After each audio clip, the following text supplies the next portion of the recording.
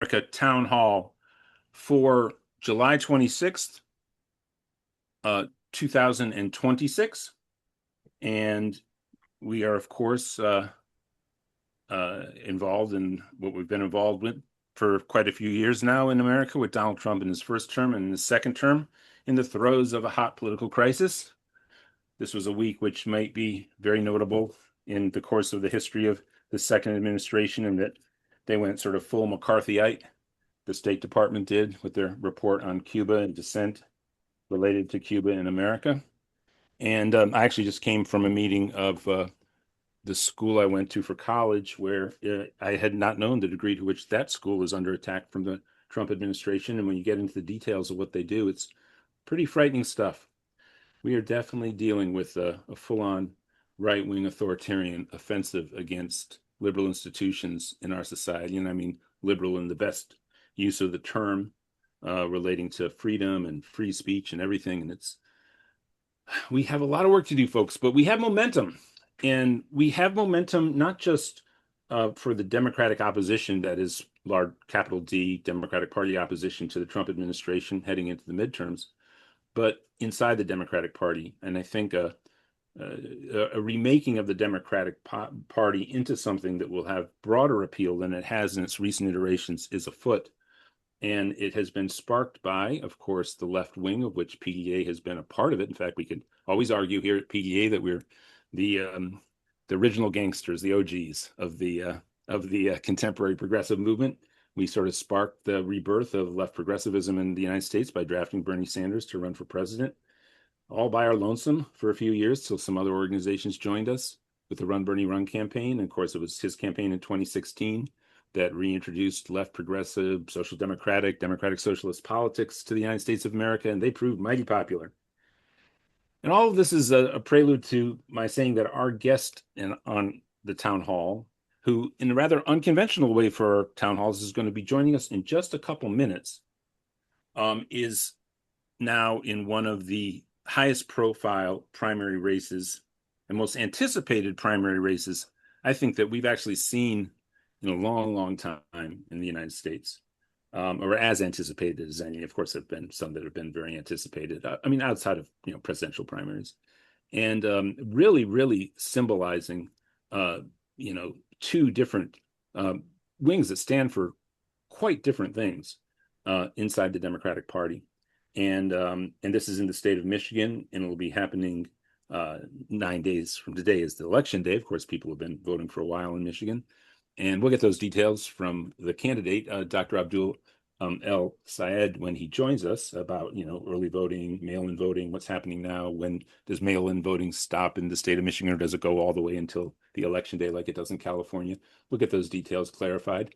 But this is just, there have been some very obviously dramatic primaries already in this year, but I really think, given the results that have taken place with the victories in New York City, and then the dramatic upset of an incumbent in Colorado, and the national narrative in politics inside the Democratic Party, is what we've been working towards in PDA for so long, which is to really lift up the politics that we feel are necessary in the United States, but have been really quite muted for the past many decades, that advocate for the welfare and prioritize the welfare of working people into the middle class, to strengthen the position of the middle class and the working class, and the voices of poor people inside American politics. And not only that, but to have a anti-imperialist foreign policy, support international law, and of course address all of the structural inequalities that are the tragic inheritance of American history in a forthright way. And these politics are gaining momentum. And after the victories in New York and elsewhere around the country, there's a real focus on this race in Michigan. And there's going to be a high-profile race the following week, I think, also in Wisconsin. But U.S. Senate primary, and then governor's primary after that. But really, a U.S. Senate primary in Michigan, and it's between the moderate centrist Democrat Haley Stevens, who's a member of Congress, actually defeated one of our champions, Andy Levin, in a primary showdown a few years ago back there, and our guest today. And he's going to be joining us shortly, so please, staff members, alert me when he does arrive, because we'll bring him right onto the stage here, so to speak. And, you know, Dr. Abdul El-Sayed has been for many years now really just almost unparalleled as an advocate for Medicare for all. He has been somebody who has run for office previously, and in standing for office, he has, again, really almost no political figure in the country has been more eloquent in their advocacy for Medicare for all. And of course, he brings his medical background to inform his position. And I think, as you'll see in a few minutes, if he chooses to speak about the subject of the U.S. healthcare system, which I'm guessing he will, you'll see what I mean, that he is as eloquent, or maybe even more eloquent than anybody we've heard. And of course, Dr. Holloway in New Jersey, who was a big upset victory for the progressive left in his primary, also brought his medical expertise into his eloquent support for Medicare for all, universal single payer healthcare, which is so direly needed here in the United States of America. Now, Dr. El-Sayed, by the way, I got to let people know, is going to be here today as our featured guest, and I'll have to leave it about the half-hour mark, but tomorrow at 9 p.m. Eastern, 6 p.m. Pacific, he will again be on a PDA platform in a Arab American town hall, along with Michigan State Senate candidate and another gentleman who's a great progressive and somebody I know, Abbas Alaway. And folks will remember him as the person who led the sit-in demonstration outside of whatever it's called, the United Arena in Chicago, where the DNC was held, on the day when the DNC refused to allow a Palestinian American to speak from the platform, and became apparent that that was the case. In fact, I was at an event with Abbas and I think Jim Zogby, who's with us today, was at the event too, at Rainbow Push in Chicago, the Chicago Progressive Central that ended the day before that PDA did. And I was on a panel with John Nichols, Jim Zogby, Abbas, and Wahid Shahid, right? And I think that was it. Maybe someone else. Oh, I think Rania Batris might have been on it too. Yeah. And right. And thank you, Jim. And I remember that Jim and Abbas left hopeful that their wish would be granted. And I was off at an event with the Not in Our Name people, and we were watching the stream from the convention inside the hall where we were, and or it was on the screen. And then all of a sudden, some people said, no, you have to go to this other stream. And it was Abbas. And he was explaining what had happened. And he really became, it's very tragic. And, he was somebody who was very committed to understanding the necessity of defeating Donald Trump, understanding the necessity of trying to bring into alignment the Democratic Party with this growing groundswell of support for the Palestinian people across the United States, and with a very deep and I think very heartfelt understanding of how damaging what was transpiring really was for the moment. And I don't know, Jim Zogby, who is with us, he is going to be hosting tomorrow evening's town hall. So maybe Jim, if you want to tell folks about that a little bit, and also maybe reflect on what I was talking about Abbas. And Alan, I don't want to interrupt, but Abdul is with us. Oh, then Jim, hold off, Jim. But you can welcome Dr. Abdul El-Sayed as well. Hello, Dr. El-Sayed. How are you doing? Hey, how are you? It's so good to be with you all. I'm so sorry I'm late. We just had a huge Canvas launch in Detroit where they had me scooping ice cream for people, and I scooped ice cream for myself. So I'm coming to you from a rare moment of just like sheer joy, enjoying ice cream on a campaign trail, despite $60 million being spent to attack my name. That being said, it is an honor to be with you, and I'm just really, really grateful to you all for having us. I have to say right off the bat that to be attacked in the way that you are should be a point of pride. I know it might be difficult. I'm not sure that whatever they might be saying about you, and however, and I'm sure it's largely or almost entirely false. Maybe they drop in a few little points of accuracy just to make whatever they're saying somewhat believable or remotely believable. But I mean, it's an absurdity what's happening to candidates who have integrity like yourself around the country. So solidarity with that, and welcome to Progressive Democrats of America's Town Hall. I'm and honored. Thank you. thank, And look, I mean, this race, I know that we're just so grateful to have so much support from all over the country and people watching all over the country. And, you know, you look at the way that they have stacked cash from all of the worst actors in America, whether it's AIPAC in the effort to send our tax dollars abroad to fund genocide, apartheid, and war we don't need to be fighting, or it's Big Pharma, or it's Big Tech who wants to put a data center in your backyard, or it's our health insurance corporation that wants to continue to raise your premium so they can put more money in their CEO's back pocket, or it's the local utility DTE, all of them spending gobs and gobs of money. But that's the thing about it, right? They know that this one's for all the marbles, and if they lose in Michigan, that they lose the general argument, which is why they're just stacking so much of it. What we're doing in this race is something unique insofar as we understand that we can defeat the power of their money with our many, because there is something self-fulfilling about the trap that they walk into.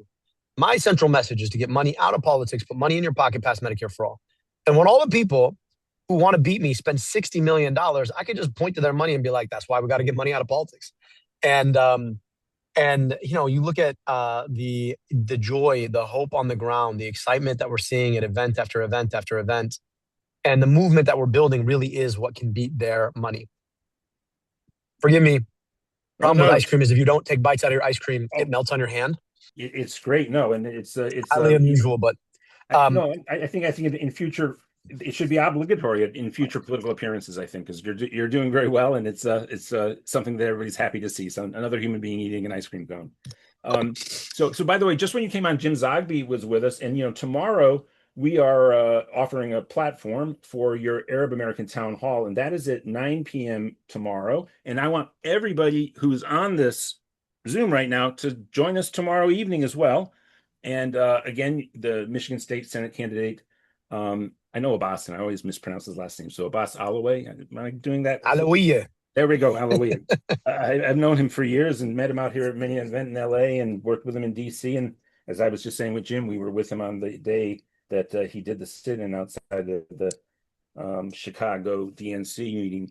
But so that's happening tomorrow night at 6 p.m. and hopefully the sign up is in the chat. And we'll talk to Jim about it in a moment. Maybe Jim will come forward before you leave and say a word too. But this is intense. Before you got on, I was saying that this, you must be aware that not just the country, but the whole world is watching this primary race. I mean, it's really center stage. They're not pulling out any stops, and this is the funny thing about it, which is we've all heard the story of David, and David doesn't become David except for Goliath. And so part of me is just like, y'all gonna mess around, turn me into David. I don't mind. I mean, if that's really what you want to do, you want to burn 30 million of your dollars in the primary, another 30 million in the general, turn me into David. I'm cool with it. All your money's going to do is make me bigger. And it will amplify the story that we have to tell, which is they brought a lot of money to sell lies, and we brought the truth. And the truth inspired a community of people to move the truth, and the truth won. That's what this race is about. And on August 4th, we want to prove that. Yeah, it is amazing the separation. I mean, obviously, there's a whole bunch of issues where there's a clear demarcation, but certainly with Haley Stevens and yourself on some of the fundamental policies that have been foregrounded by the progressive movement since Bernie's campaign in 2016. Obviously, now she is just not an advocate of Medicare for all at all, right? She's right. I know your governor there has background as a health insurance advocate, but for the insurance companies, that is. So she's just opposed to it, says incrementally tinker with the failing system as it is. In 2019, she had the opportunity to vote to lower prescription drug prices. And as everybody knows, we never got that until the Inflation Reduction Act. And she literally whiffed on the opportunity saying we had, quote unquote, bigger fish to fry. If you're a senior and you can't afford your insulin, what bigger fish to fry are there? If you're somebody who relies on an injection to keep it from feeling like you have knives in your bones, which is what the experience of having rheumatoid arthritis is, and you require an injection that costs $8,000 every 2 weeks, what bigger fish to fry? And the crazy thing is, we all ran together in 2018, and she had advocated for Medicare for all then. And then DC happened. Oh, And, wow. when DC happened, she realized that it was a shortcut to just take corporate money to run corporate campaigns if she just gave up on any of these ideas. And here we are, so you name the issue, whether it's the failures on ICE, whether it's healthcare, whether it's, um, you know, stock buybacks and backing the big banks and the big corporations. Unfortunately, we're about as far apart as two Democrats can get. One wants to bring oodles and oodles of corporate cash through corporate work, and the other wants to get money out of politics, put money in your pocket, pass Medicare for all. You tell us a little bit about yourself and your medical background. I see from your biography here that you obviously have a very impressive undergraduate school, one of the great public universities in the history of the world, and then you really have a great place that you study next, which always impresses people I know. So yeah, tell us about your background and what kind of medicine you studied and what that taught you about the illness of the American medical system. Yeah, I appreciate that. For me, I never intended to run for office. That was not part of my life's plan. I want to be a doctor. I want to be a doctor because I could go 15 hours to my family's native Egypt, or I go 15 minutes from where I grew up into the city of Detroit or up north into the city of Pontiac. And I would either way cross about 10 years difference in life expectancy. And I became a doctor because I wanted to be a part of that. Or part of solving that. And when I went to medical school, I went to undergrad at the University of Michigan. I did a bachelor's in biology and political science. I was always interested in politics, but frankly, never saw it as a way forward. In fact, I was the valedictorian of my class at Michigan, and the main speaker was President Clinton. And I gave my speech. President Clinton, named me in his speech and said some really nice things about my speech. And then after the speech, he came up to me and said, why are you going to medical school? Like, you have a gift for communicating. Maybe you'll run for office.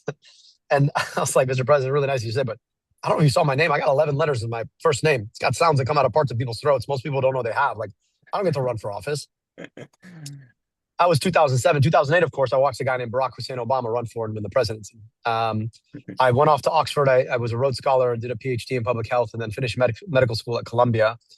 And in med school, I came to appreciate that too often our healthcare system was actually part of the problem, not part of the solution. And it made this really odd decision when I graduated not to do a clinical residency and instead to go into public health.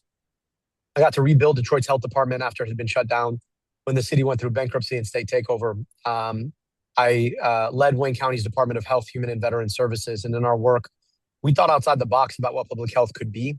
We did things like guarantee every child a free pair of glasses delivered at school within 2 weeks of a vision test. Took on some of the biggest corporate polluters in our state, forced a petroleum refinery that wanted to increase its emissions to reduce them, spending $10 million of their own work to do it, or of their own money to do it. We put Narcan in vending machines for free in 100 locations. We put air quality monitors all over our county. Program to provide free health insurance for businesses. And when we found out that Wayne County ranked number 8 for medical debt, we set aside $7 million to erase up to $700 million in medical debt for 300,000 people. And I ran for governor back in 2018. I'll be honest, I had bad advice from a former president. Trump had just been elected. I said, I'll go big or go home. I went big and then went home. But in the process, we earned 340,000 votes, and I was 2-to-1 more efficient than the governor. And I said something in that race that folks weren't quite ready to hear, which is that Trump is not himself the disease in our politics. He's just the worst symptom. Mm-hmm. The disease is the system that allows big corporations and billionaires and special interests to buy politicians to rig the system against us. Fast forward, I'm sitting in my office the day that this administration, the second Trump administration, froze federal funds. And I'm trying to figure out how to keep our WIC checks flowing and to make sure that our federally qualified health centers don't get shut down, to make sure that vaccines keep going in arms. When our current U.S. Senator decided to retire, and I had to ask myself where the fight for the public's health is, considering all that we're watching from this administration, the gutting of critical federal health agencies, and the fact that RFK Jr. is our HHS secretary. Yeah, no, it's what are your thoughts on the failures of the Democratic Party, the centrist wing of the Democratic Party, to defeat Donald Trump, and what progressives will bring to the table? As obviously we hope, actually, from what Trump said at the White House Correspondents' Dinner, he intends to run for president in 2028. But assuming he's gone, the whatever this horrible anti-democratic, authoritarian, proto-fascist or fascist political formation is that now has taken over one of the two major parties in the country. But I really believe that the politics that you and the policies that you support are the policies that the Democratic Party will win with. And it's very significant that the Democratic Party that has been centrist has failed to defeat and been unable to vanquish something that is a political movement that's condemning democracy, destroying democracy. These are the things the American people support overwhelmingly. So, Yeah, yeah, what's your thoughts on that? I mean, my sense is, it's almost like a rear guard logic that allows the centrists to be competitive with progressives now because we have all the arguments that connect with the people. Are you sensing that out on the campaign trail? absolutely. Look, politics is about who we are and who we want to be, and elections are an exercise in contrasts. And too often, the legacy Democratic Party, funded by corporations, can't actually offer a contrast because the party is taking money from the very same people who Republicans are taking money from. It's just that Republicans are more direct about what they want to do, right? They make no bones about the idea that their vision for the economy is that they give more handouts to big corporations who, in theory, are supposed to create jobs, and that there's this trickle down effect that never really quite trickles down. But that's at least their theory. That's their argument. Democrats, our theory is that we fight for working people. We need to build the foundational opportunity in the form of schools and healthcare and good infrastructure that people need. And then we stand up for their basic rights against the power of the wealthiest. And we ask the wealthiest to pay their fair share, both so that they can't empower themselves over everyday people, and also so that we can fund the things that people need and deserve. That is the central difference in vision. The problem, though, is that when you start being funded by exactly the same corporations, what happens is you end up with a watered down message. And it's this weird tactical philosophy, the idea that somehow, you got to water down your message so that you can end around the actual process of trying to inspire and motivate people so that you can get money from corporations to run 30-second ads that aren't that much better than the other people's 30-second glossy ads. And it has failed in large part because if you have to choose between having many money and a message, pick message. And we keep picking money and we have no message. And then we wonder why we lose. It's just like we end up looking like a weaker, more watered down version of them. And you keep watching our politics ratchet to the right. And then we don't do the work of actually persuading people about what we should be fighting for. Yeah, and I think even at the core economic level too. I mean, the strategies, the incrementalist strategies of the centrist Democrats. Right now, people need a significant structural shift in the economy so that the working class and the middle class is again central to the economy, and it's not organized around the very wealthy, which is how it is organized currently. And so a shift has to happen, and they simply do not have policies that are strong enough to generate that shift. I was going to say William Walter and Donna Smith and maybe Jim Zogby too, if you all can unmute, and whoever is first to a question for Abdul El-Sayed. And he is, of course, running for Senate in Michigan. And he is a medical doctor, went undergraduate to Michigan, bounced out to Oxford, and then got a medical degree at Columbia in America. So go for it. Why don't we go? Jim, why don't you say a quick hi, because you'll be on with him tomorrow. A reminder that Jim will be hosting an Arab American Town Hall on PDA's platform at 9 p.m. tomorrow. The link is in the chat. Just a quick word of a hello, maybe, Jim. Hey, Abdul, are you finished the ice cream yet? I did. It was delicious. It was cookies and cream, in case anybody wondered. I can only do sugar-free. Um, Look, looking forward to tomorrow night, but I think the excitement that you've generated, and that it is actually a watershed moment, I think.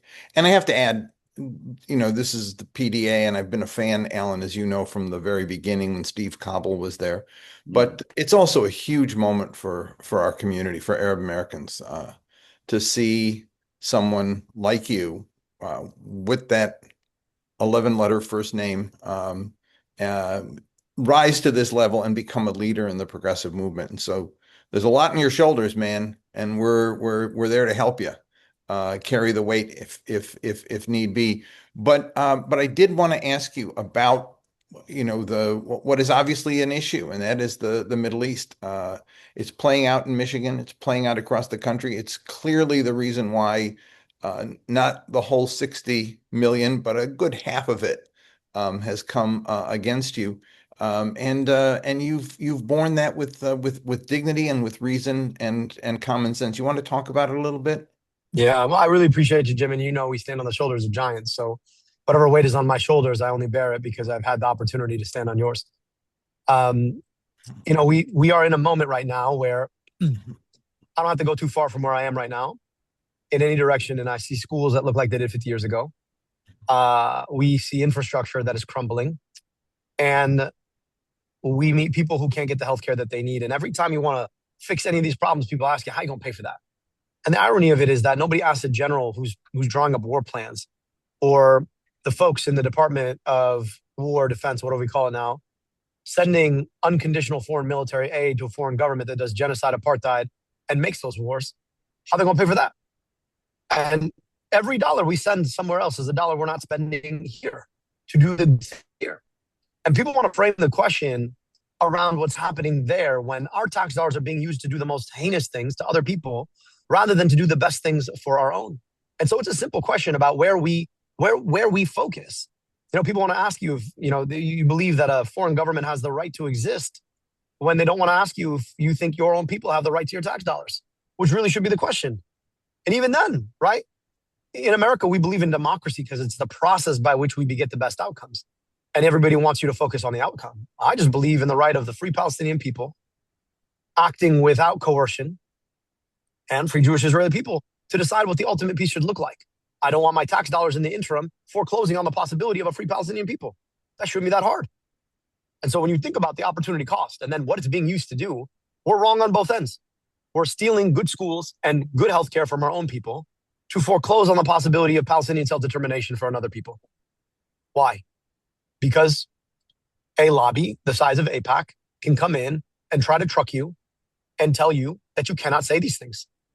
And so, they know that this one's for all the marbles, because if we prove that you can win telling the truth here in Michigan, their money's no good in the Democratic Party anymore. So, AIPAC can burn their money. We're going to tell the truth. Okay. I am now putting in the chat again the sign up for tomorrow's event, which will be hosted by Jim Zogby. And of course, we'll feature our current guest and Abbas Alawai, whose name I know I'm still getting wrong. I apologize for that. You're killing it. You're doing great. You're doing great. Yeah. And Abdul Rahman, your full name in your 11 letters. Well done. Well done. Yeah. By the way, Donna, you're up next, then William. But in the David and Goliath mythology, I imagine now you with a slingshot and an ice cream cone. So absolutely. Just taking a lick and slinging. Absolutely. Yeah. Donna Smith, the floor is yours. Hi, Doctor. I'm going to call you Dr. Abdul. I'll call you something different.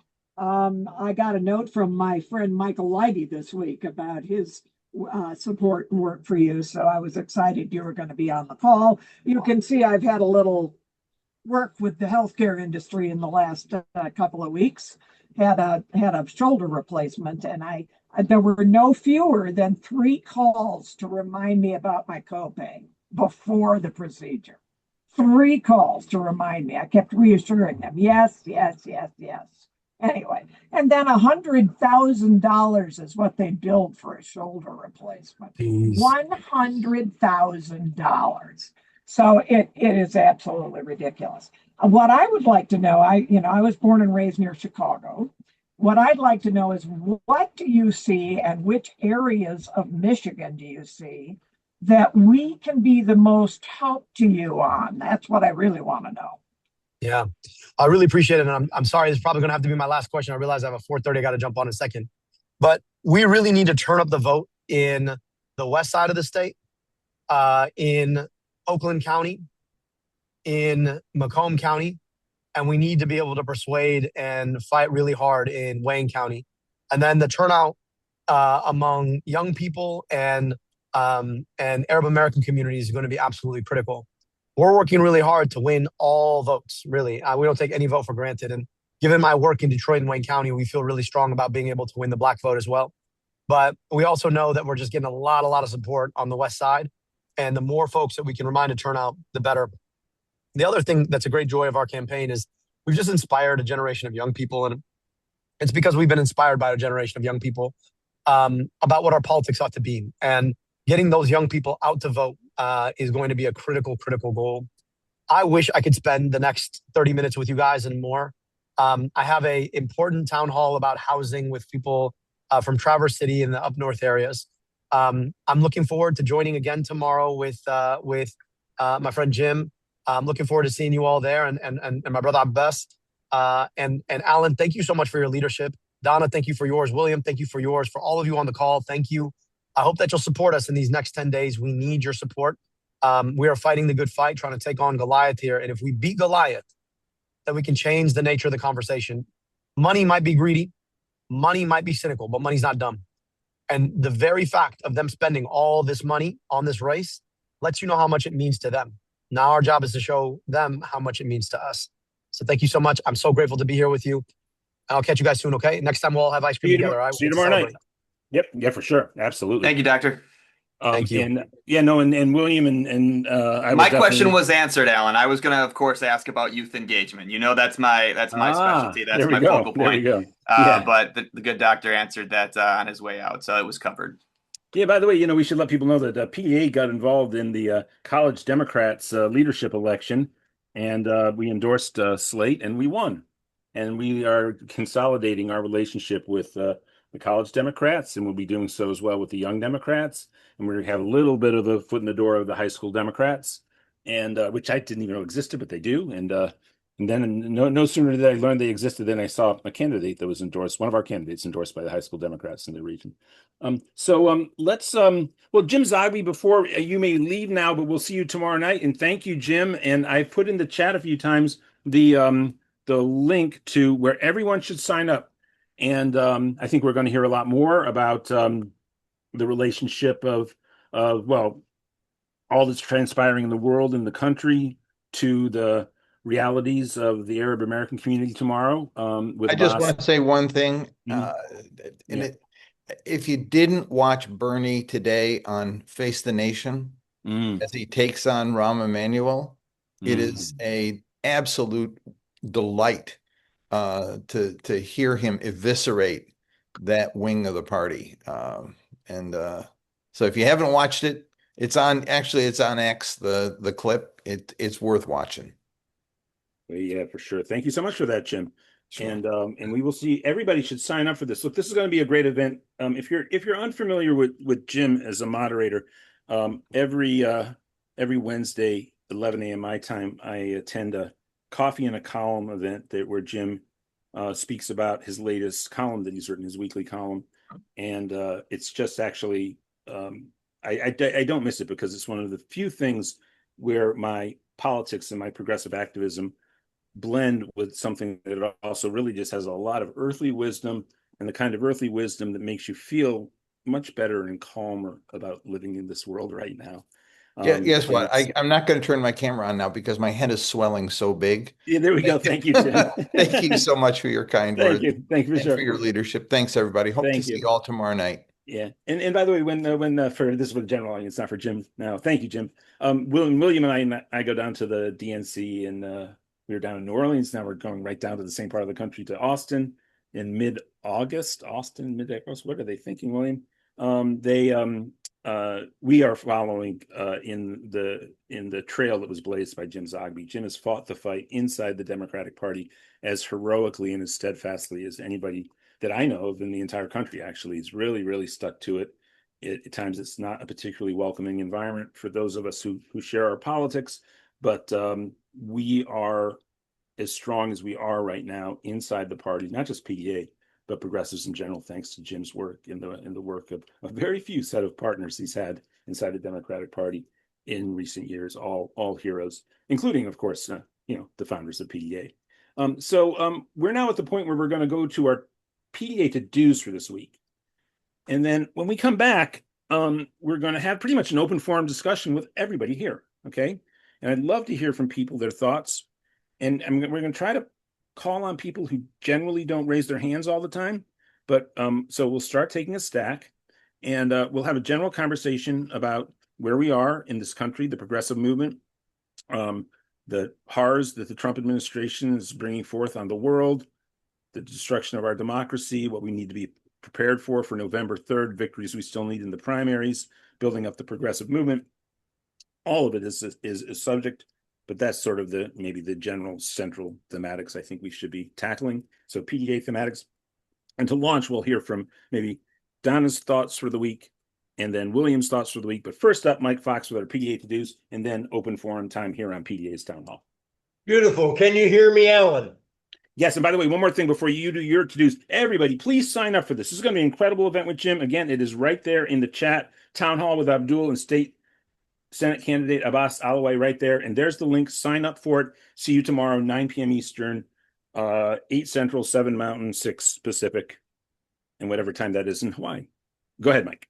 Cool. And our to-dos. To-do number one, as always, revel in the fact that you're surrounded by people who get it here. Every Sunday, we're here at 4 o'clock. Be here with us. Share some positive energy. Now, drilling down for the week before us, we got not only Dr. Abdul, we likewise have Donovan McKinney and William Lawrence and Hartzell Gray and Corey Bush.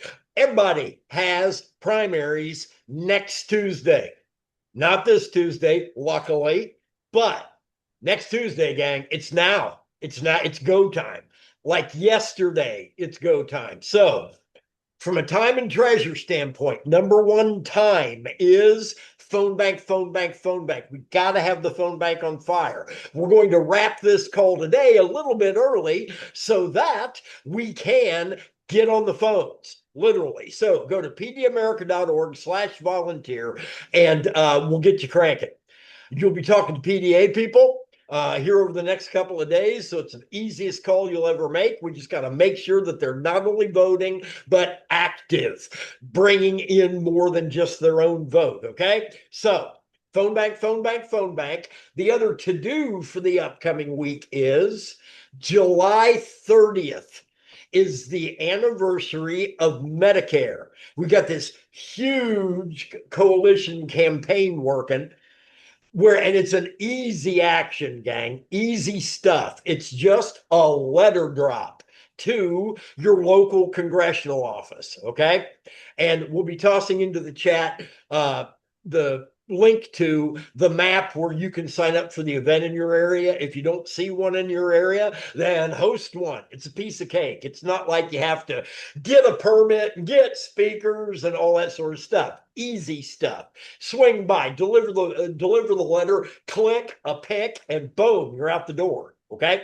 The goal here is for every congressional office across the country get nailed on the 30th. And if we all work together, we can make that happen. So you want to go to Medicare, the number 4 all.org. Everything's there. I'll also put the link in the chat. Okay. So it's nail the phone, nail the phone, nail the phone. Get to your congressional office on the 30th, okay? Those are the immediate to-dos. We'll be dropping the generic PDA to-do list into the chat here in a little bit. Big, long list there. We'll keep it brief here, okay? So that's from a time standpoint. Treasure standpoint, we take great pride here at PDA in the fact that the vast majority of the work gets done by volunteer labor. This is folks committed to their social engagement, folks who make it a part of their lives, right? So, and that's only wonderful. That's the way it should be. And I take great pride in it. However, we do have bills to pay. Candidly, we got to pay for the Zoom. We got to pay for our database management service, etc. So our goal here for the rest of this hour is to bring in a minimum of 10 new sustaining donations. Why sustainers? That means it's a monthly, right? Why sustainers? Because it makes it a heck of a lot easier for us to budget what we can do in the upcoming month. And at the same time, it limits the amount of times that you got to listen to me talking about, hey, give money now, give money now. It's not my favorite job by any stretch, and I'm sure it's not your favorite message. So, best way for us to keep that at a minimum is if you just toss in $5 a month, 10 if you can do it. We have like, I don't know, 15 people in our database who do $100 or more. Bless them. They're wonderful. Those are our whales, as it in this life, right? We don't have anybody dropping $1 million checks on us. And candidly, that's a good thing. It just is. This is the type of just ethos for generating movement that I genuinely appreciate. It's lots and lots and lots of human beings engaged in labor, talking to fellow voters, getting the word out, et cetera, and running a tight ship from a fiduciary standpoint, from a monetary standpoint, make sure that all monies are spread very thin, and that's a fact here at PDA. But in any event, small donations, bink, bink, bink, bink, bink. If we get everybody's solidarity, if everybody on this call did $5 a month, we'd be cooking with gas in a big way. So let's make it monthly if you possibly can. I'll be back at the top of the hour for the thank yous, which is my favorite part of the week, to all the folks who donated. I do want to send a shout out right now, though, to two special donors here today. And everybody, any amount, beautifully appreciated. We love you. But we have to recognize when Dr. McCann, $500 donation, thank you, my brother, and David Graham for your $300 donation.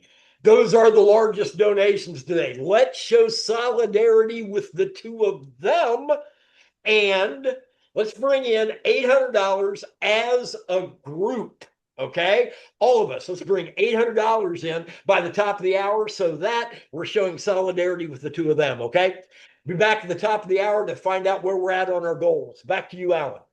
Thank you so much. And before I throw to Donna, I just want to say I got a text from Harvey J.K., my co-author, and people who I'm close to know I'm sort of in a lockdown mode these days, finishing chapters on a book that we're co-authoring on the 21st century economic bill of rights. And Donna, did you know that in 1999, a bill was introduced by Barbara Lee? The official short title of it actually focused on a living wage for all, but by the third section entry, it cites the 1944 State of the Union speech by Franklin Roosevelt, and this is an update, as it declares, on an economic bill of rights. And it's introduced by Barbara Lee, and it is co-sponsored by about 30 Democrats, including, Conyers and such, the progressives we would expect from the time, but of course Bernie Sanders is one of them because he's in the House at the time, and Nancy Pelosi too, of all things. That doesn't really surprise me that much. It kind of goes to Abdul's point about, the Dems who, they get to DC, they get ensconced in the whole DC thing, and they flipped. And, we, during the Affordable Care Act fight, I lived in DC at that time. And, Nancy Pelosi was one of the toughest nuts to crack. We didn't get her on our side. And, ultimately we would have had an amendment that would have allowed states to develop single payer plans. The Kucinich Amendment had been passed in a bipartisan way. And the only reason it was stripped from the final legislation was Nancy Pelosi. So, it does not surprise me. It also doesn't surprise me that Barbara Lee was the one who introduced legislation, right? In 92 and 94, Nancy Pelosi stood with Ted Kennedy against the Clintons for not adopting single-payer health care. Not surprising. It changes people. The money there you almost can watch the transition, and it's kind of scary. And anyway, I don't want to take a lot of time away from William. I want people to remember, if they can, I'm going to charge us to do something. Mike always inspires me to want to get people going. But 22 years ago this week, Progressive Democrats of America was born. That's right. In Roxbury, Massachusetts, during DNC, in which, guess what? Progressives weren't heard. What a shock! What a shock, right? So we started small with a core group of really dedicated people, with Tim Carpenter as our founding leader. And what I want to talk about is how much we advanced since that time and the work we have yet to do. If we advance then to 2016, when Bernie Sanders was running for president, PDA had a massive presence at the DNC that year in Philadelphia. I was so proud of the people who came in, the staff who came in. We rented a house from a local Medicare for All doc who had a rental home that wasn't being occupied, so we had like a PDA house.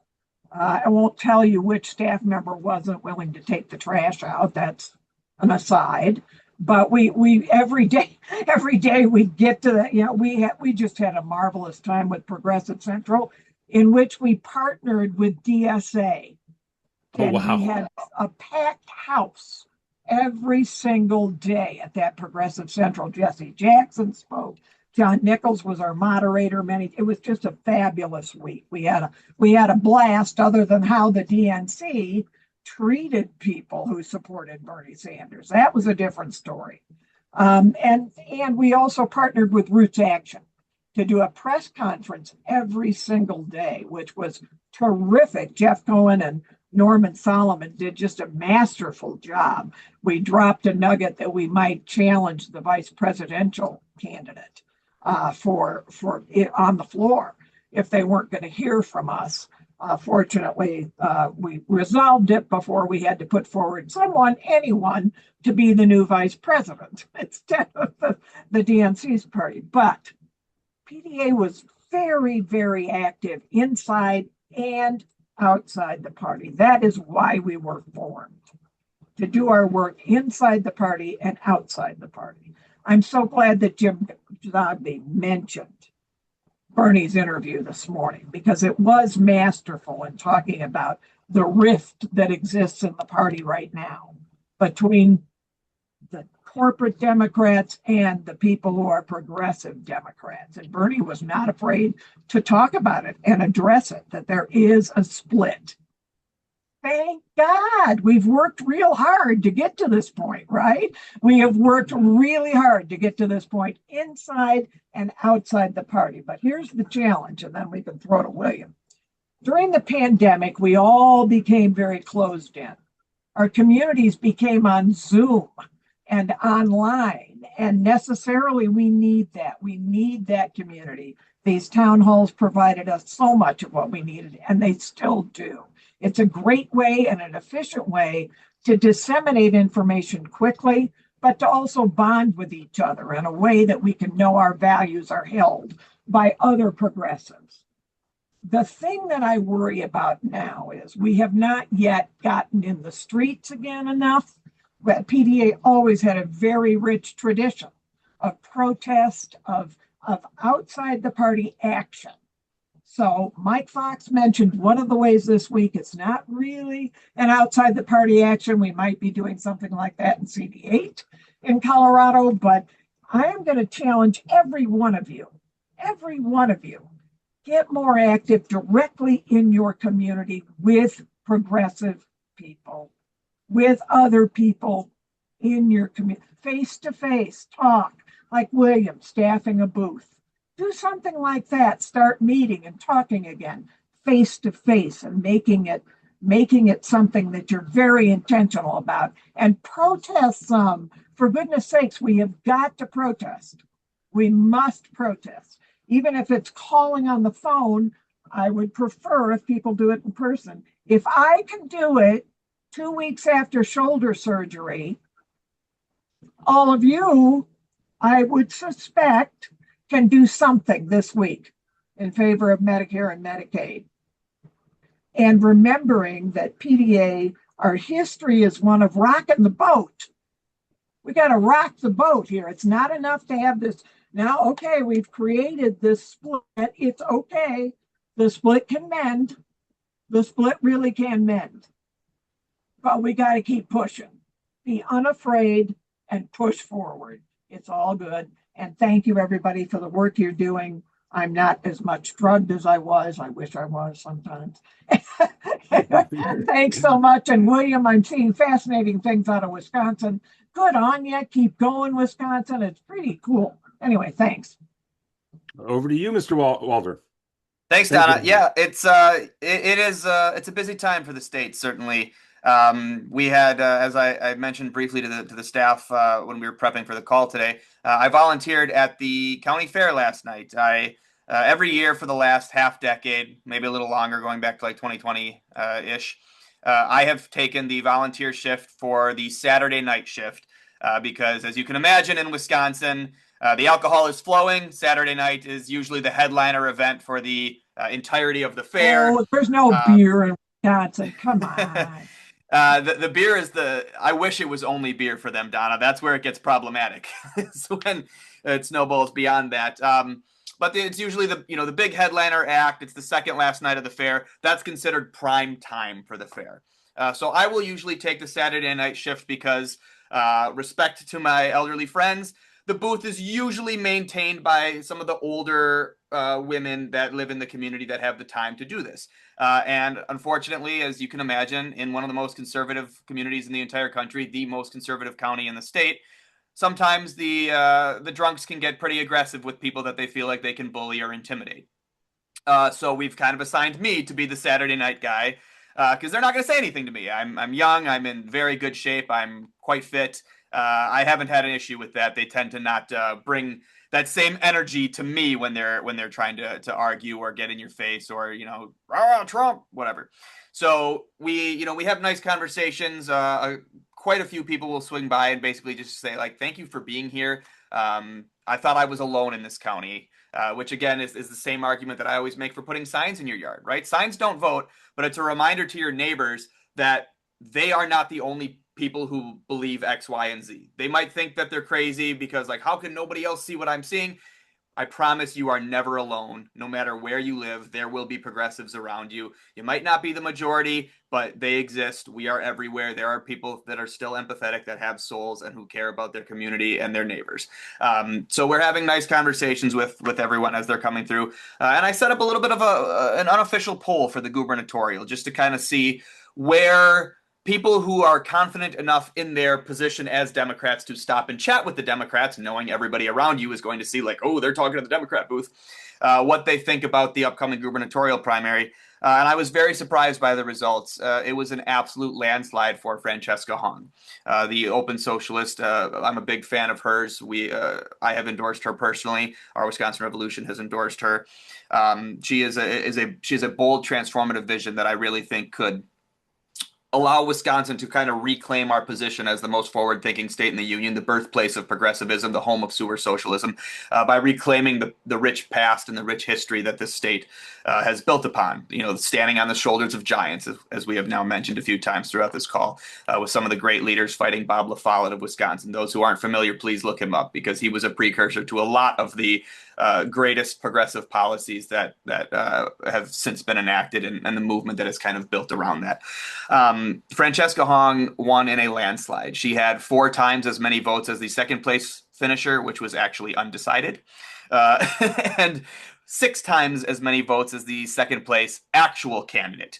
Now, of course, the argument akin to what we're seeing with Zohran Mamdani is, well, Zohran can win in New York, but that doesn't work anywhere else. Dr. Abdul mentioned this in Michigan, how his victory in Michigan kind of serves as proof of concept that big money cannot beat the many. The people will always prevail over profits.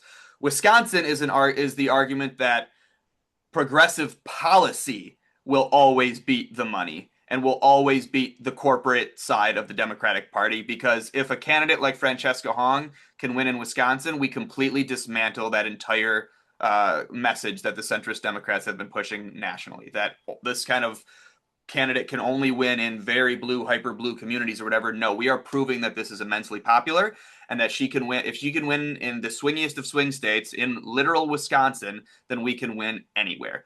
And I did this poll because this, again, is the most conservative county in the entire state. And the argument that centrist Democrats in Wisconsin are making today is, well, she can win Madison and Milwaukee. She can't win the state. She can't win northern Wisconsin. She can't win in some of the affluent suburban conservative communities around Milwaukee and Madison. And of course, those of you who read the New York Times piece from a few weeks ago, a fantastic piece, they followed her to Muskie Fest in northern Wisconsin. I'm a little biased because I was quoted in the piece, but they were hearing from Trump voters who are now supporting Francesca Hong because she is the only Democratic candidate in the race who supports a moratorium on data centers. Data centers are a 90-10 issue. In Wisconsin in particular, they are popping up everywhere. Why? Because we are the largest source of fresh water in the entire country. And these data centers need our fresh water to cool the centers down.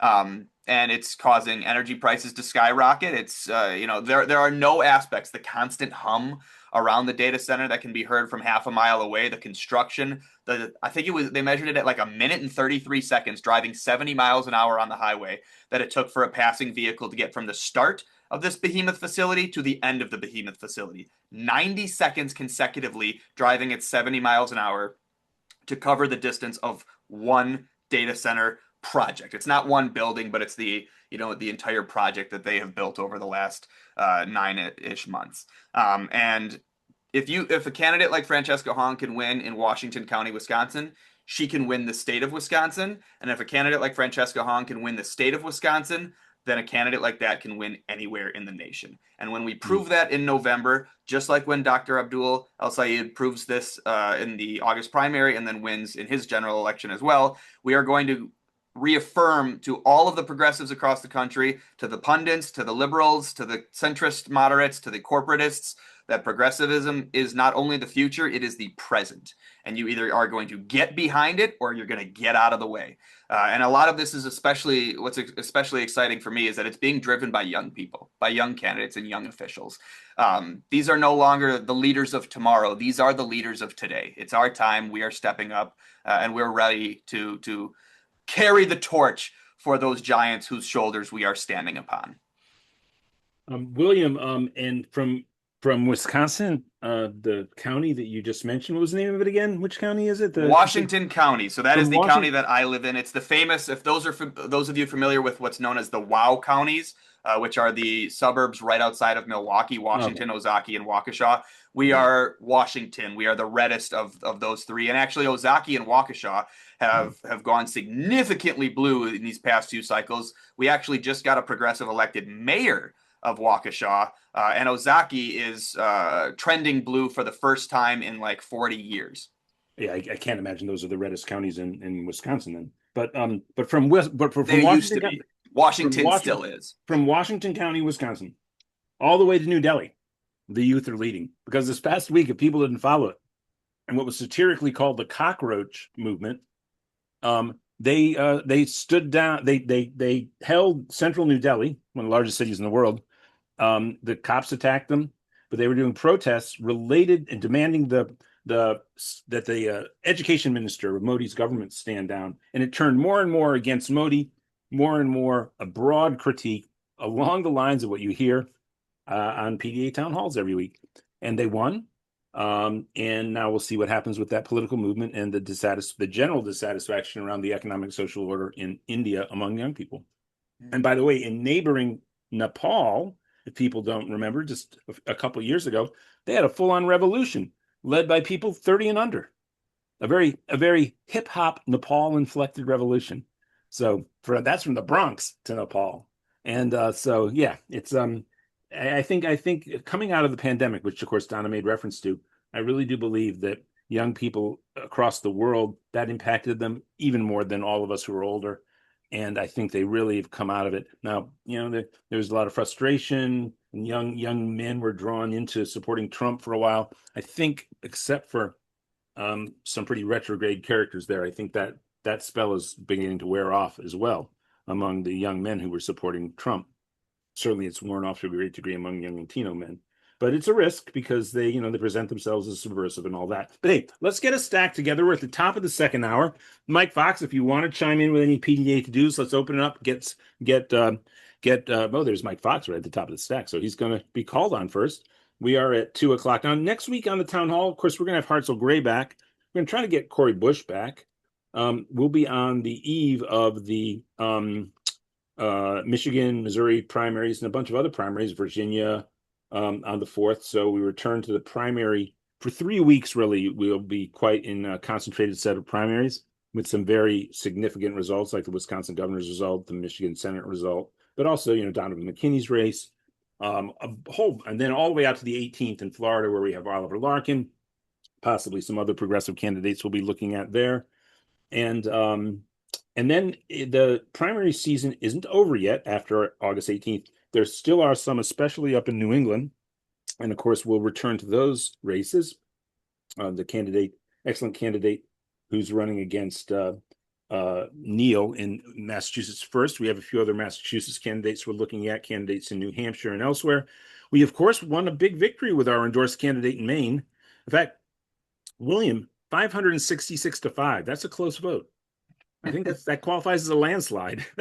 I would definitely count that as a landslide. Yes, that's downright like the old line Stalin had about getting to count the votes. Doesn't matter who votes; it's who counts them, because that looks like one of those. But no, that's incredible that he was able to organize and win that Troy Jackson. So I think we have consolidation around the candidate. As much as it's a hiccup and it wasn't a proper election, I think when you win at that result, I think he's back on track, and hopefully he can this effort to defeat Susan Collins will just have been a very peculiar chapter on the path to the Democrats winning that seat in Maine. Mike Fox, you have the floor. Excellent, because I get to do my favorite thing, the thank yous. The following people have donated today, and we're also going to do a shout out to the folks who have volunteered. I want to thank Patricia, Sam, Cynthia, Stuart, Peggy. Excuse me, Peggy's a double doer. She's a phone banker and a donor. Thank you so much, Doug, for double doing. Luis, thank you for your sustaining donation.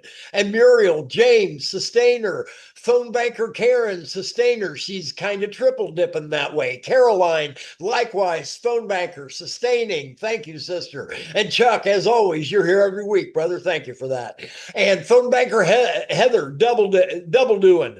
And Lori, James again, 2 donations in one day. Thank you, brother. And phone banker Mary, double doing. Margaret, thank you so much. Phone banker Mary again. Jeannie again. Thank you so much, Jeannie, for your more than kind $250 donation.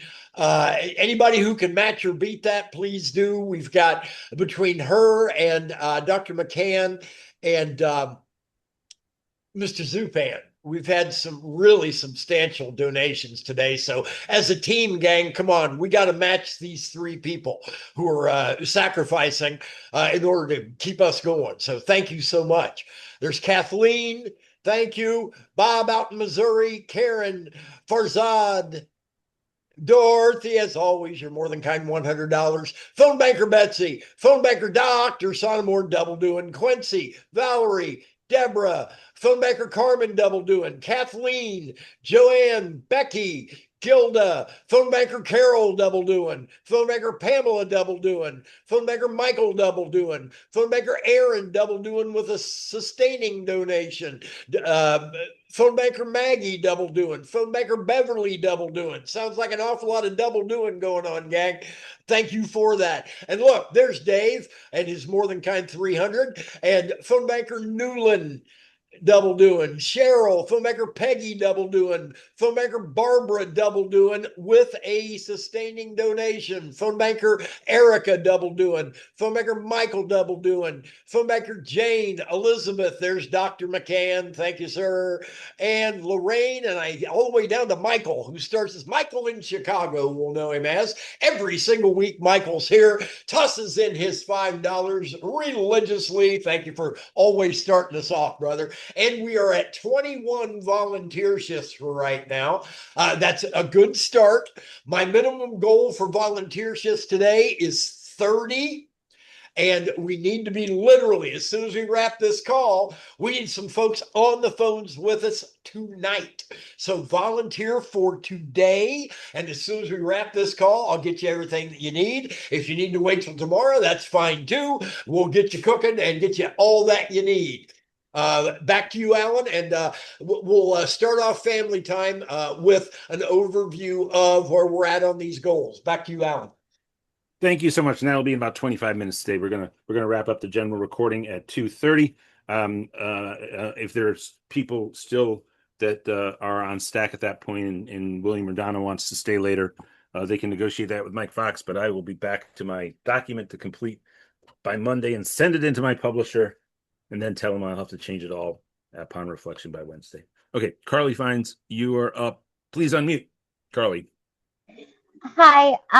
I was going to ask Dr. Abdul if about his stance on making sure we have the best of the best in the CDC because of the psoriasis outbreak going on. Don't you think that ties in with his work as a doctor? Because foodborne illnesses are just as dangerous as preventable ones. The only issue is that we don't have vaccines for Salmonella, E. coli, etc. Well, I was on a call from 2 hours until an hour before this call with the university that I attended as an undergraduate is under attack from the Trump administration, and they're attacking through launching an attack on the medical school. And what's happening in this country now around medical science and academics in general is unbelievably atrocious. And on top of everything else, I mean, if you were a Manchurian candidate intending to weaken the United States in the kind of the Bismarckian battle among nations, you could not construct something more damaging to the United States than what they're pulling off right now, the Trump administration. The university system and medical sciences were centered in the United States effectively. Everybody who's elite in those fields understood that whether the United States having that status, the scientific institutions and academic institutions in America being considered almost in every single field, all being elite, the top elite schools would be in the United States. I mean, a few places compete, but whereas Oxford and Cambridge are two schools, we have like 20 that are at that plane. And they're destroying that. And that is so much damage to, and in many ways that we don't feel directly, we have in some ways been a beneficiary of it. Now, ethically, they've produced a lot of things that we don't approve of, but it's generated a lot of wealth. It's been generated here. And if it just moves to another country or moves away from the United States, certainly another election following in 2028 of a person who's going to continue to attack the university in this way, these institutions will have fallen off their perch of where they are globally. And it goes worse than that, because they are, as Carly said and points out, absolutely damaging our public health capacity. Let's go to Don, and then we'll keep having Donna and William just chime in whenever you like, but let's go to Don first. Don McCann, you're up. Yes, many of you know that I'm a former president of PNHP, Physicians for a National Health Program, many years ago. And we cannot endorse candidates as an organization, but I do want to say I do not know any member of our organization that is not an enthusiastic supporter of Abdul. And I can say the same for National Nurses United. So the professionals in healthcare who really care about patients instead of profits are very much behind him. And I can say that with fair certainty, I think PDA takes the same position. And so I do want to see PDA work very hard on getting Abdul elected to the Senate, one of the most important candidates for our midterm. And then I'd like to hear what Sonny Wasserman has to say now. Okay, William and Donna, should we go straight to Sonny and then we'll go Donna and William? Does that sound good? Okay. Sure. Sonny, you're up. Please unmute per Don's I'm request. trying. There we go. Hi, can you hear me? Yes, can indeed. Thank you. Well, you all know probably I'm going to talk about nuclear. The Michigan race is extremely important because the idiots in the Trump administration and the regular Democrats are trying to restart the Palisades nuclear plant, which is completely insane. And today in the New York Times, there are two articles, one about the complete destruction of health and safety regulation at the Nuclear Regulatory Commission, which was no great shakes to begin with. But Donald Trump, because of the slaughter decision, is now 100% in charge of safety and health regulation at nuclear power plants. God help us. And the Times has also thankfully run a piece about how Trump is personally profiting from nuclear power. Now, Carl Grossman and I have a piece at counterpunchfreepress.org today. There are now a dozen nations in the world that are getting 100% or more of their power from renewable energy.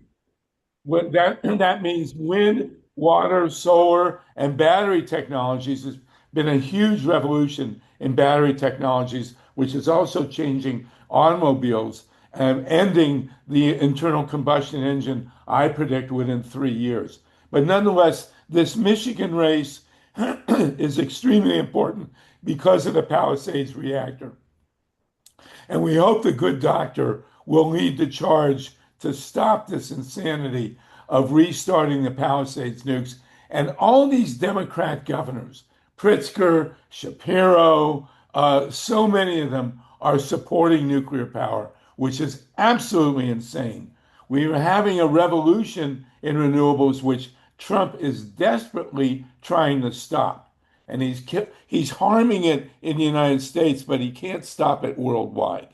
So I'll just leave you with that. Solartopia is the way we need to go. We have the technology to go 100% renewable. We will not have democracy in this country or this world with nuclear power and with fossil fuels, or what I call King Kong, coal, oil, nukes, and gas. So we have to retire that to renewables and win this fight. And we have to have all our progressive candidates have to support the 100% conversion to renewable energy. No progressive, under any circumstances, can support nuclear power. Thank you. Thank you, Sonny. Harvey Wasserman there.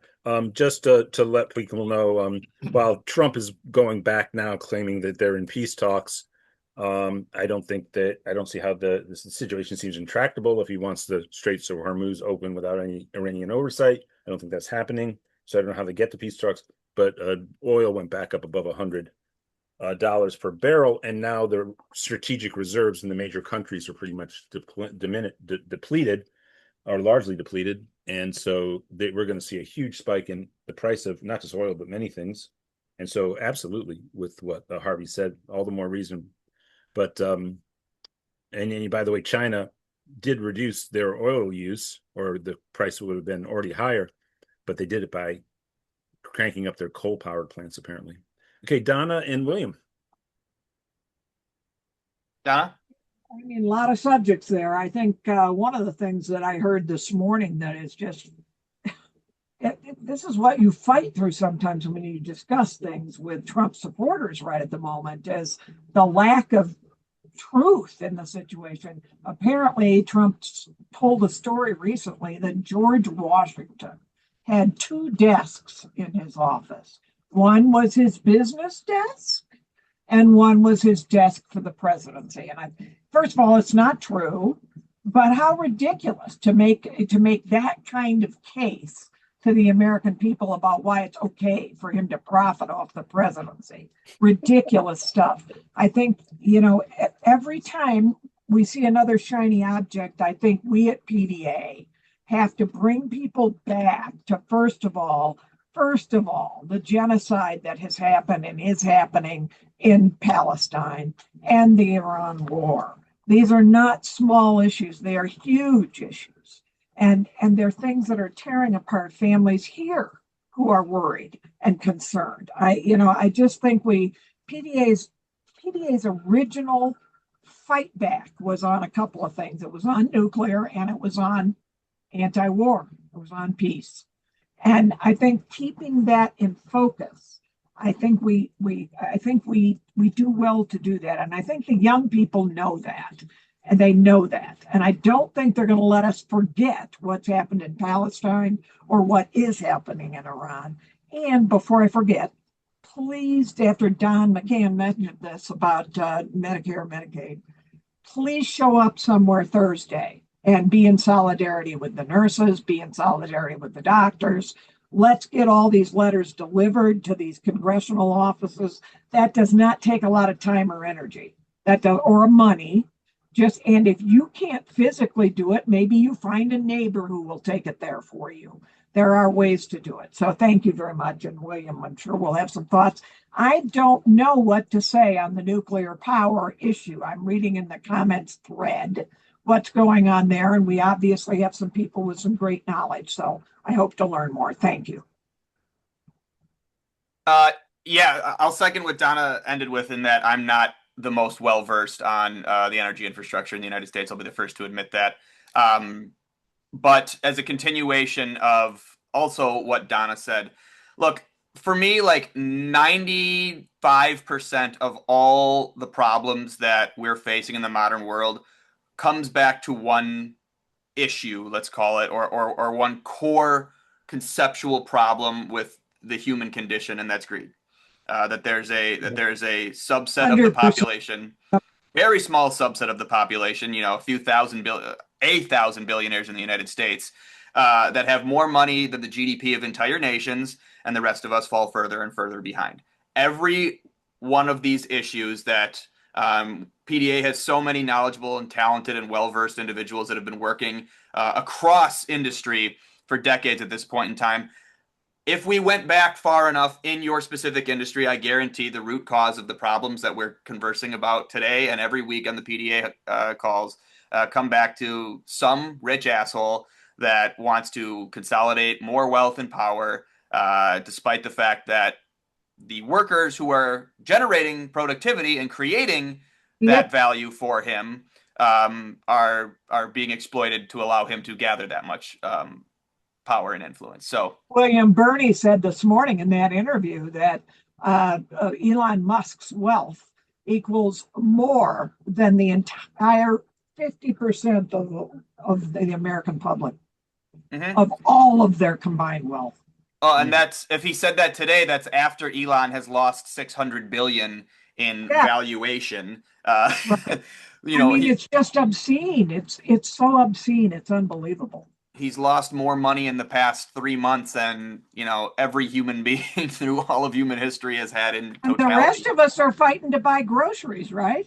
Yep. But that's because for a lot of these wealthy individuals, it's just a number on the spreadsheet at this point. It's for lack of a better term, a dick measuring contest that they can.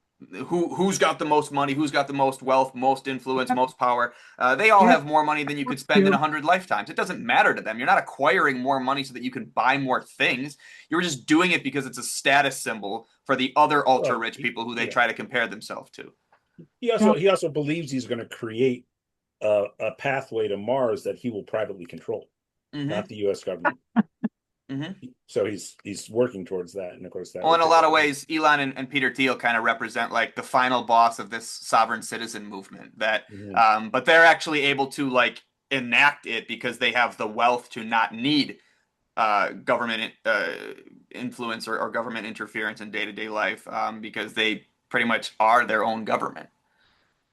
No, and it's appalling what's happened with Musk and his. I mean, however much I didn't like him 6 years ago, he wasn't an overt racist fascist. He's just been advocating for this film that was produced with basically fascist right-wing money, that advocates for vigilantism, including the central character and hero, who he will kill these guys who have done violence to this woman, and he carries it further and kills their whole family, and they're Muslim.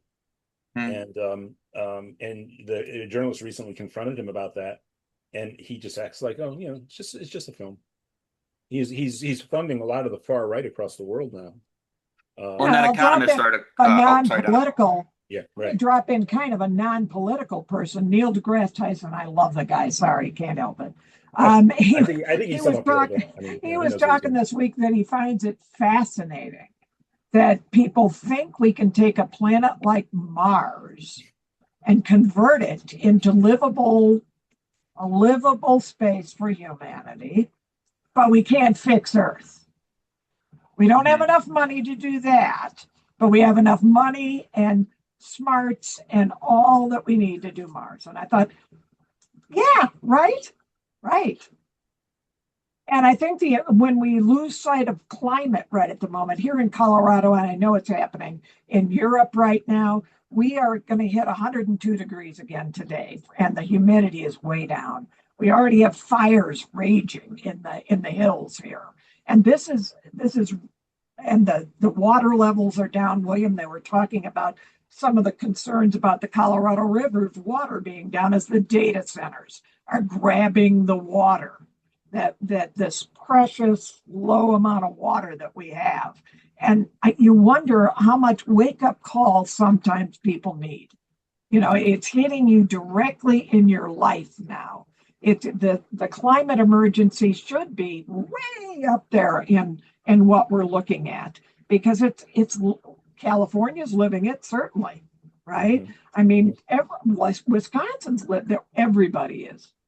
So anyway, I thought I'd throw in Neil deGrasse Tyson. He was fun this week when he was saying he just thinks it's ridiculous that we spend time, energy, and so many resources on trying to capture Mars instead of saying, let's create a more livable space here on Earth. Life imitates art, Donna. It reminds me of what's that movie? Elysium, I think it's called, with Matt Damon, where all the rich people live up in like the space station and it's a utopia and everything's perfect, but it's only, 0.5% of the total population, while everybody that's still stuck on Earth is doing all of the work that allows the rich people to Wouldn't survive. you like to live there?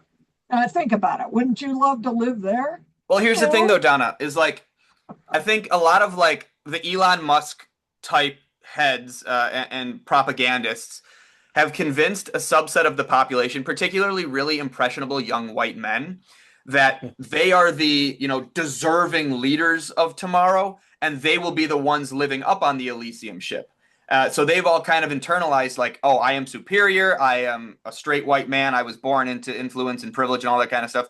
I'm going to be the one benefiting, not realizing that like, no, dude, there's a million other people out there just like you. You will all be the ones working on the mine down on Earth, while Elon is sending you tweets directly into your, brain implanted chip that he puts in your skull, reminding you of if you keep working hard, maybe someday you'll make it to Elysium. Like it's just such a remarkable inability to comprehend basic concepts like math. If 1 out of every 100 people get to, experience these benefits, what do you think the odds are of you being that person, especially if you are, just working a regular day job today? Your parents are regular working class people. Like there is nothing that sets you apart or puts you into this high society that you believe to be a part of. How are you going to break into that? It's mind-boggling to me. I agree.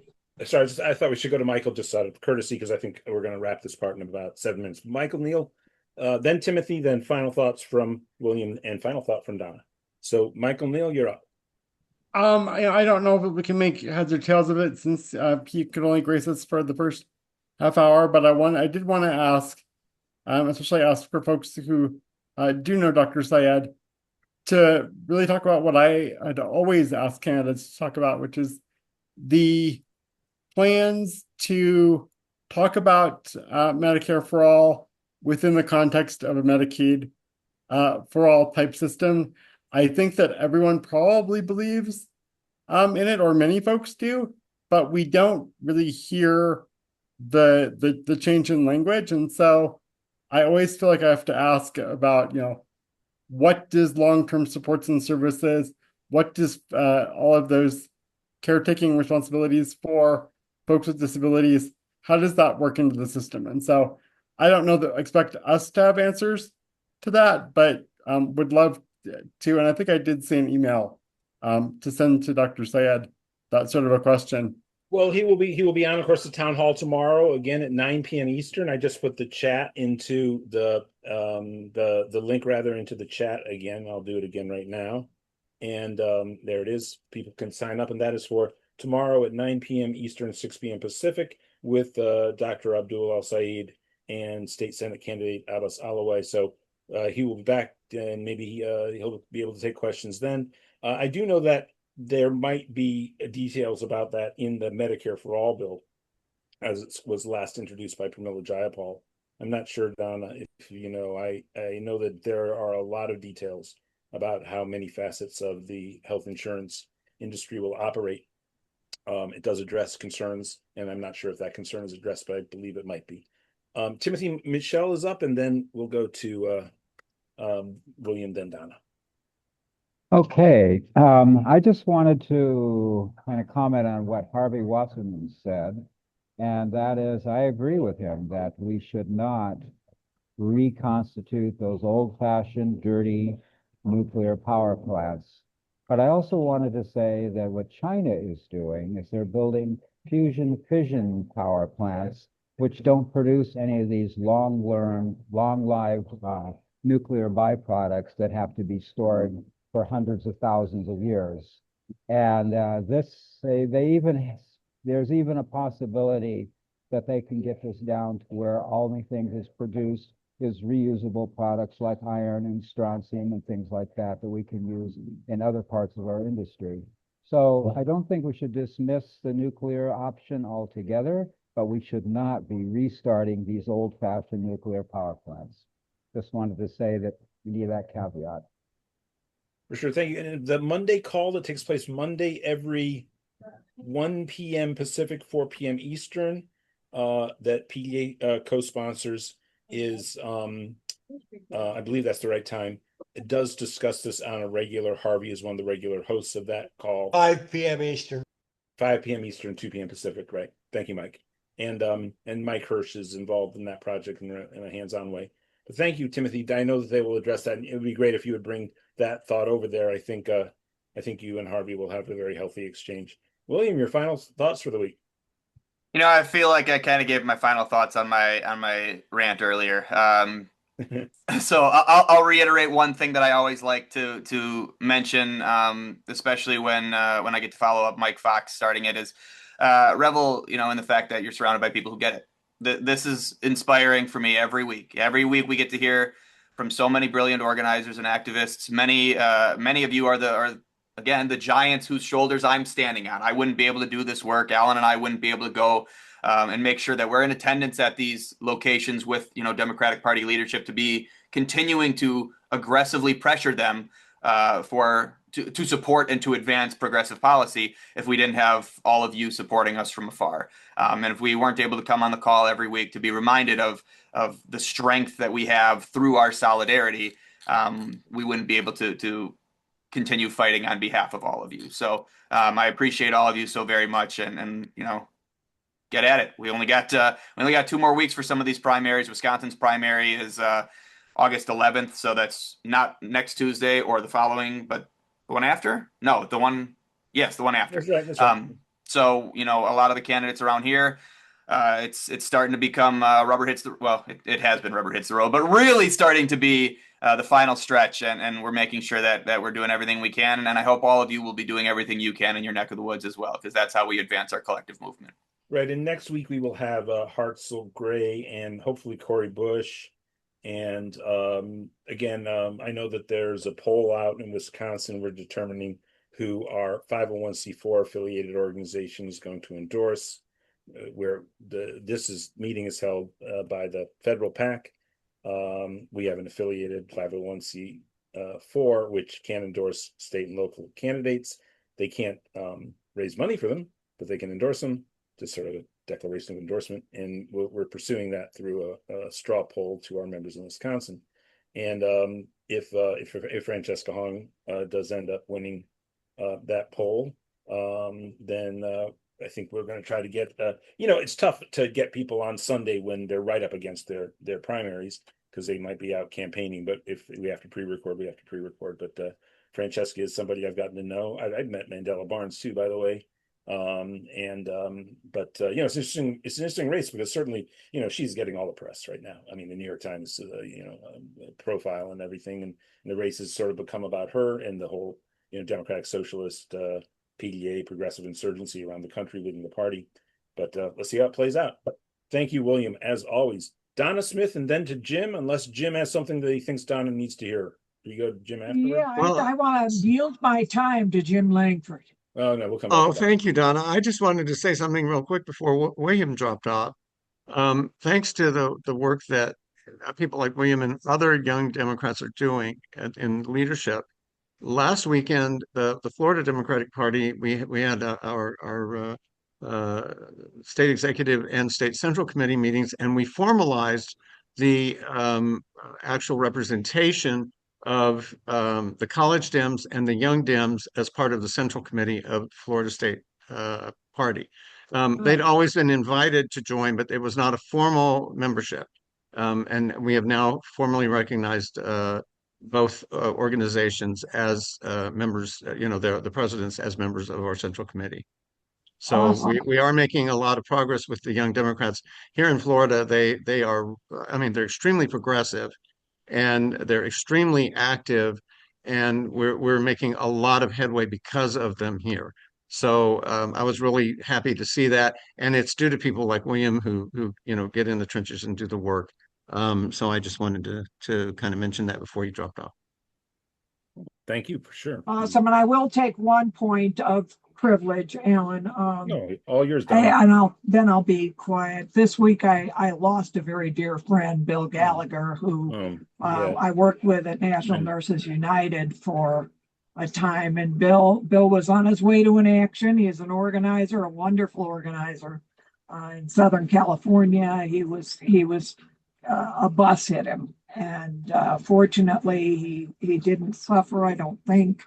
But in the days since, I have taken to heart really strongly that we just have no guarantees in this life. Mm-hmm. We have no guarantees. Right. And every day counts, every minute counts. The love that we show for each other, the respect on these calls we show for each other, and the work that we do to each other. I hope in some small part, Bill is with me, and I hope organizers who are touching you and moving you forward. So thank you, Bill Gallagher. And back to you, Alan. Thank you. And look, if anybody didn't read this really obscene document that came out from the State Department, that Rubio had mentioned, and that sort of foreshadowed about a week earlier, it is,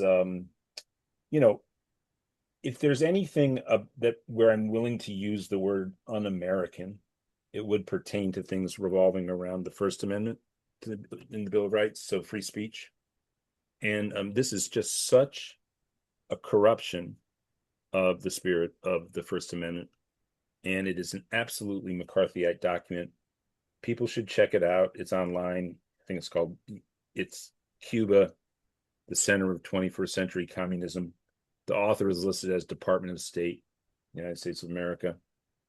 And it has sections on Black Lives Matter, Antifa, which doesn't exist as an organization, the National Lawyers Guild, really long section, Code Pink, significant section, and DSA.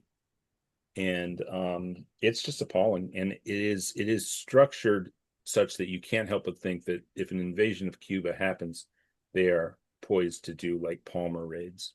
And it's completely fictional, claiming that these organizations, like they're puppet mastered by Cuba.